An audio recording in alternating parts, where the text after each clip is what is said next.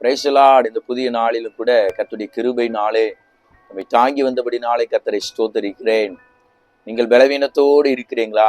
பலவீனத்தை குறித்து நான் சந்தோஷப்படுகிறேன் என்று சொல்லி அப்போஸ்தலனாகிய பவுல் சொல்லுகிறார். அது எங்கே இருக்கிறது என்றால் வாசிக்க கேட்கலாம். 2 கொரிந்தியர் 12வது அதிகாரம் அதனுடைய 9வது வசனத்தின் பின்பகுதி. அங்கே பவுல் இப்படியாக சொல்லுகிறார், என் பலவீனங்களை குறித்து நான் மிகவும் சந்தோஷமாய் மேன்மை பாராட்டுவேன். பவுல் பலவீனத்தை குறித்து மேன்மை பாராட்டுகிறேன் என்று சொல்லி இருக்கிறார். அதற்கு மேல் பகுதியிலே சொன்ன வார்த்தை என்னவென்றால், என் கிருபை உனக்கு போதும் என்று சொல்லி ஆண்டவர் இந்த பவுலோடு சொன்ன காரியம்தான்.